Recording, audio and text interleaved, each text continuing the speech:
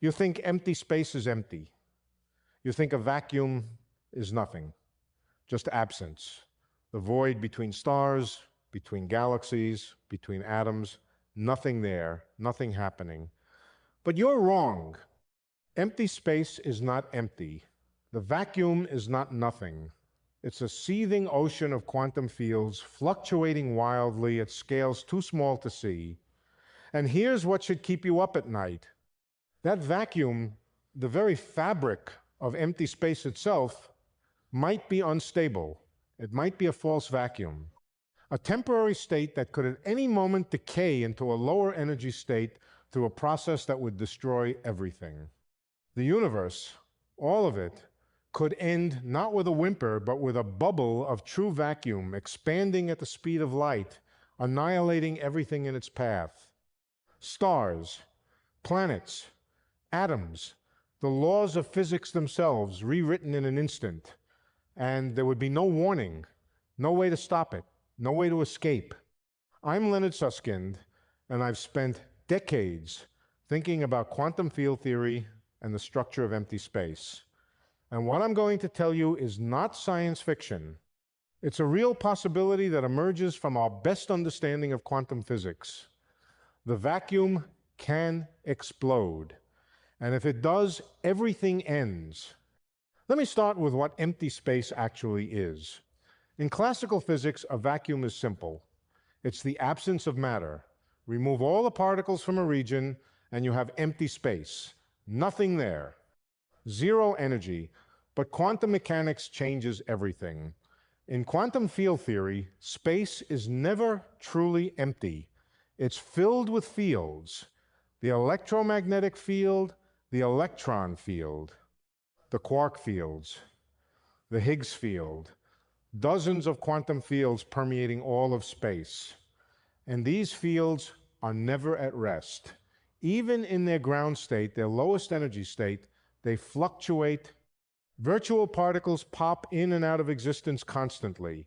Electron-positron pairs appear for a fraction of a second, then annihilate. The vacuum buzzes with quantum activity. This is not speculation. We've measured it. The Casimir effect is direct experimental evidence that the vacuum fluctuates.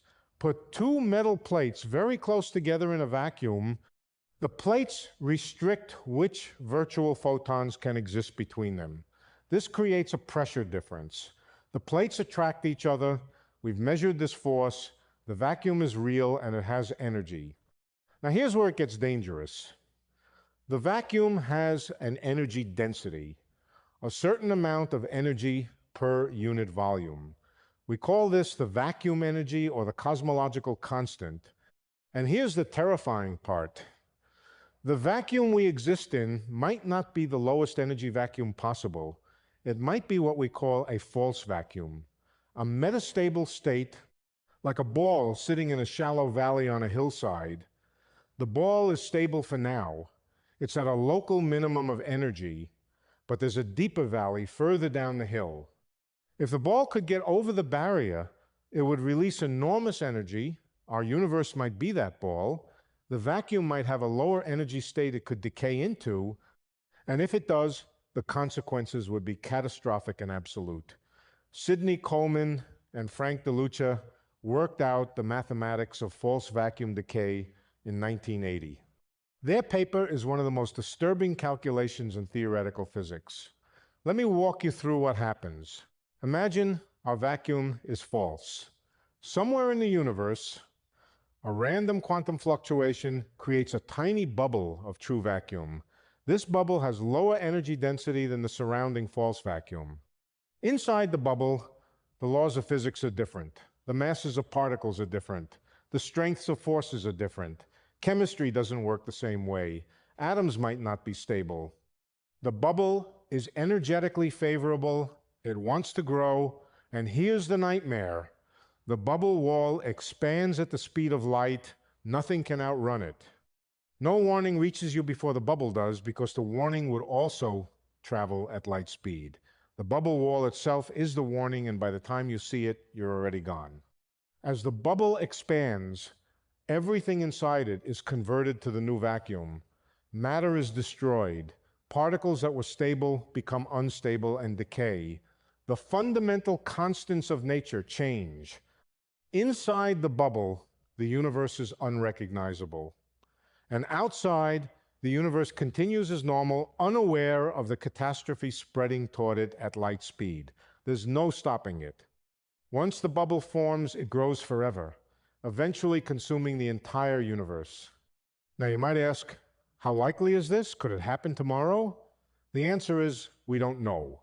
The probability depends on the shape of what we call the potential energy landscape. If the barrier between our false vacuum and the true vacuum is high and wide, decay is incredibly unlikely. The universe could last for trillions of years. But if the barrier is low or narrow, decay could be imminent. And here's what's disturbing. We don't know the shape of the potential. We can only infer it from the properties of particles we observe. And the particles we've discovered, particularly the Higgs boson, suggest something worrying. When physicists measured the mass of the Higgs boson at the Large Hadron Collider in 2012, they found it was about 125 GeV.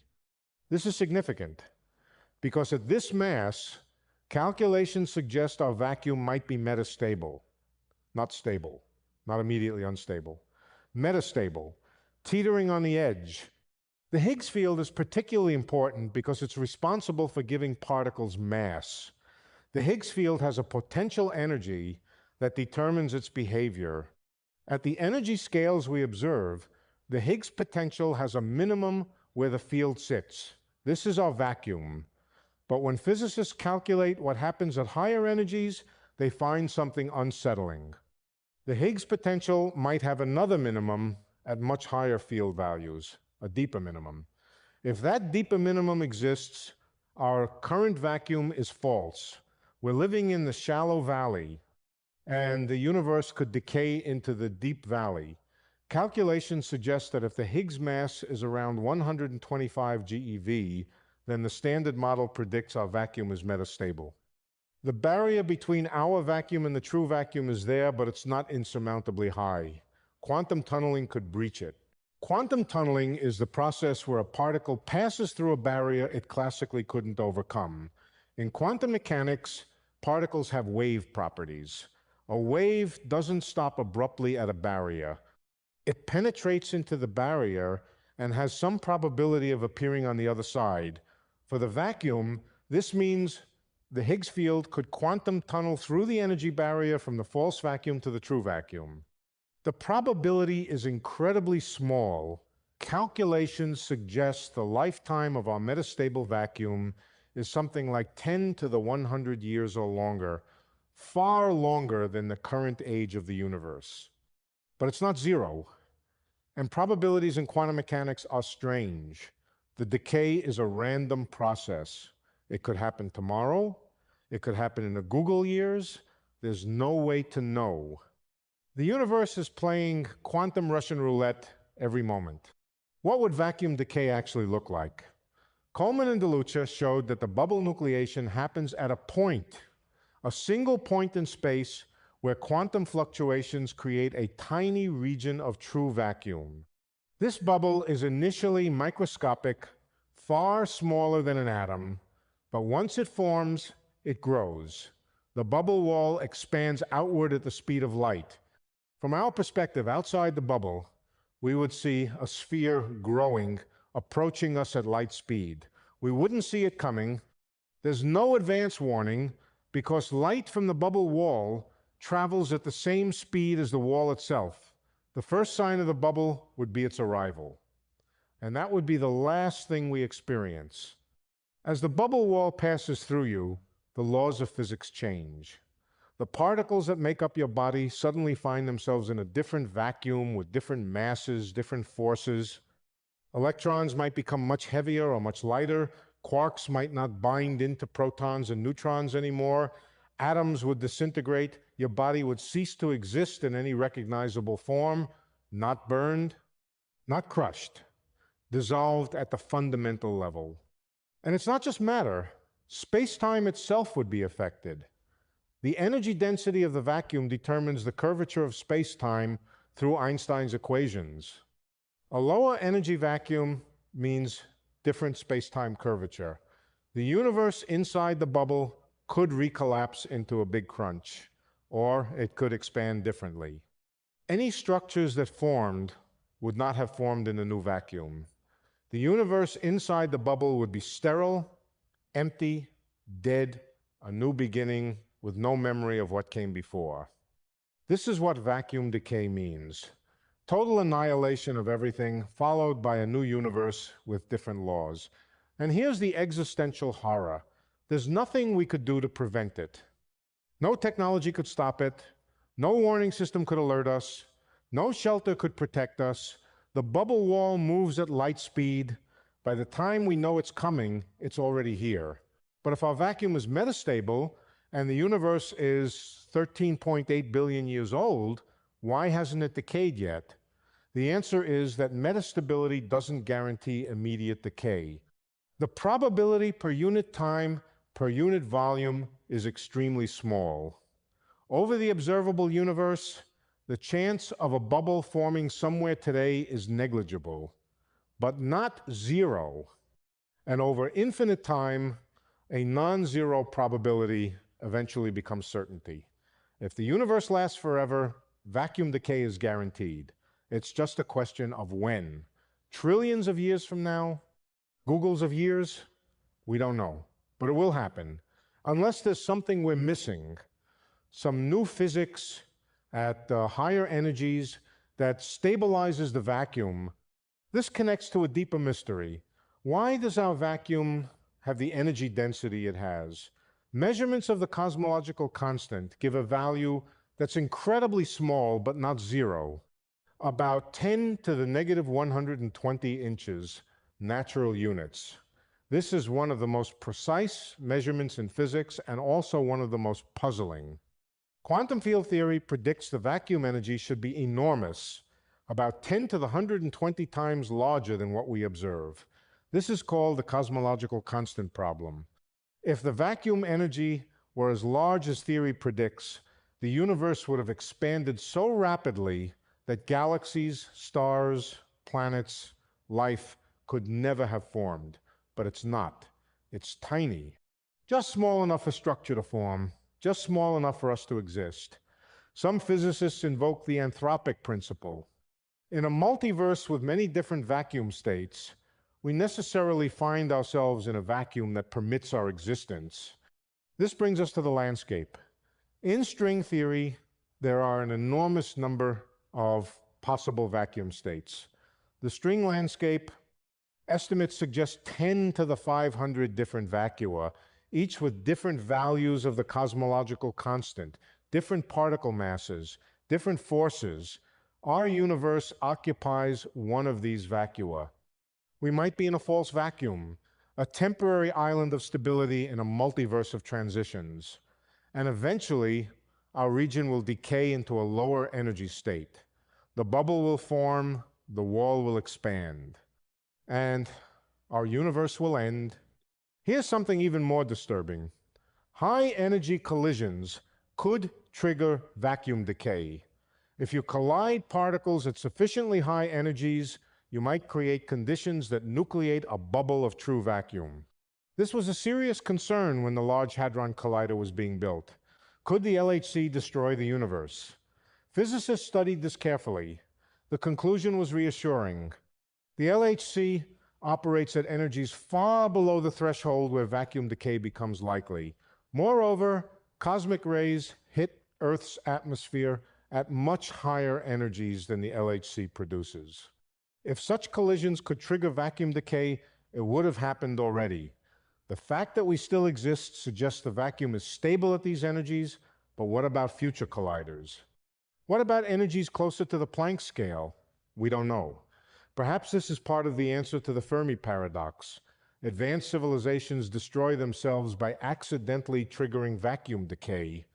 One experiment too many and their universe ends. The stability of the vacuum is connected to the deepest questions in physics. Why do the constants of nature have the values they do? Why is the cosmological constant so small? If our vacuum is metastable, if we live in a false vacuum that will eventually decay, then the properties of our universe are temporary. The constants of nature we measure are artifacts of this particular vacuum state. In the true vacuum, everything would be different. We study the laws of nature, thinking they're fundamental and eternal, but they might be contingent and temporary, features of a metastable vacuum that happens to permit our existence. And here's the ultimate question. If vacuum decay is possible, why hasn't it happened already? One possibility is that the barrier is so high that decay is unimaginably unlikely. Another possibility is that our vacuum is actually stable, and the calculations suggesting otherwise are wrong, or perhaps we're missing something fundamental about how vacuum decay works. This is not an academic exercise. This is about the ultimate fate of reality itself. If vacuum decay is possible and probable, then everything we do, everything we build, everything we hope for is temporary in the most absolute sense. Not just destroyed by heat death in the far future, but potentially annihilated tomorrow by a bubble of true vacuum nucleating somewhere in the cosmos. There would be no legacy, no descendants to remember us, no ruins to mark our existence, just a rewritten universe with different laws where we never existed and never could have existed. This is the darkest possibility in physics. That the vacuum we inhabit is unstable and could at any moment explode into a lower energy state, destroying everything, and there's nothing we can do about it. We exist at the mercy of quantum fluctuations in the vacuum. Every moment we continue to exist is a moment the universe didn't end. This is what I mean when I say the vacuum can explode. Not a conventional explosion with fire and shrapnel, a quantum transition from one state to another, mediated by a bubble wall, expanding at light speed, rewriting the laws of physics as it goes, an explosion of reality itself. After 50 years of thinking about quantum fields and vacuum states, this possibility still disturbs me. We live in a universe balanced on a knife edge. Our vacuum might be stable, or it might not. And we have no way to be certain. The mathematics allows for vacuum decay. The physics we've measured is consistent with metastability, so every moment we exist is borrowed time. Every star that shines, every planet that orbits, every thought you think exists because the vacuum hasn't decayed yet. Not because it can't, just because it hasn't. This is the truth that quantum field theory reveals. Empty space is not empty, the vacuum is not stable, and everything could end in an instant without warning. That's the universe we live in. Thank you for watching. Now you know why empty space terrifies me. Welcome to quantum field theory.